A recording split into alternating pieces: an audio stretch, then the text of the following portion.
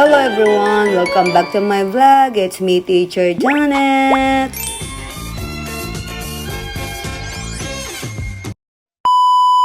Since tomorrow is Father's Day, nag-decide na kami na i-advance na lang ang celebration namin dahil siguradong maraming tao sa Sunday.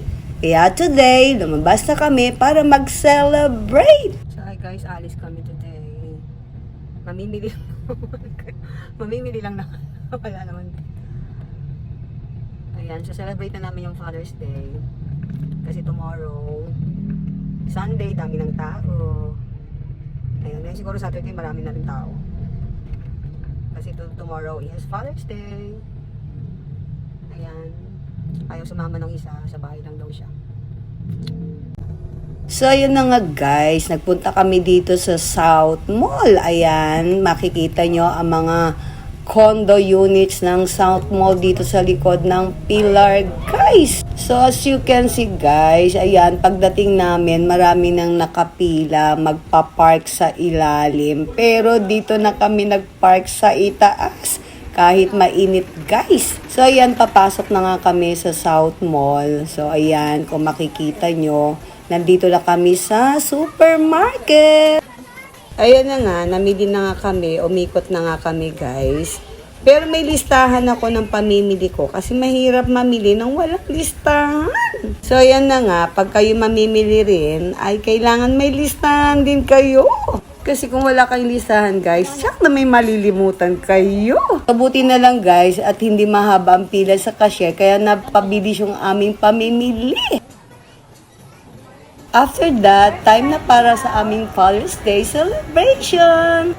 Ayan na nga guys, nag-try kami dito sa Ramen Kuroda. Ayan guys, first plan namin ay sa Yabo kami kakain. Pero nung makita namin ay wala na, closed na. Kaya dito na lang kami ni Habi kumain sa Ramen Kuroda. So kami lang dalawa ni Habi kasi hindi na nga sumama yung aming binata. Ganun talaga pag mga binata at dalaga na yung ating mga anak ay hindi na talaga sila mahilig sumama. So ayan guys, yung aming na-order ay yung complete meal at napakarami guys. Nalula ako dahil hindi ko kayang ubusin. Actually, matagal na namin gustong kumain dito guys. Pero dahil sobrang haba ng waiting time dahil laging puno. Ayan na nga, nagpicture-picture na kami ni Habi. Ayan. Bibigyan ko ng rating, definitely 10 out of 10. Super sarap nga ang kanilang mga meal dito. Lalo na itong ramen na to. Napakalasarap at napakalasa. As for the price, affordable naman siya para sa quality at dami ng serving. At dahil hindi nga sumama si Vince, so umorder na lang kami ng kanyang chicken teriyaki para may pasalubong siya pag uwi namin guys.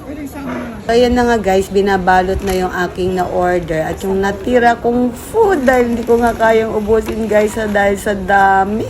Kaya may maliit na baso dyan, may tea din sila at ang gagalang ng mga crew nila dito guys. Dating at pag uwi mo, talaga may sinasabi sila na hindi ko naman naiintindihan. So ayan, after namin kumain guys, umuwi na rin kami ni Habi. Kuha muna namin yung aming pinamili sa counter.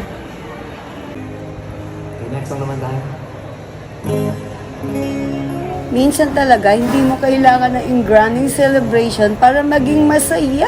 Ang importante ay nakapaglaan kayo ng oras para sa isa't isa at nakapagpapasalamat sa simpleng biyaya na mayroon kayo, guys. At para sa lahat ng mga tatay, daddy, papa, father figures out there, thank you for all your hard work, sacrifices, and unconditional love. Happy Father's Day! And guys, paglabas namin dito sa mall, may mga gulay din kayong mabibili.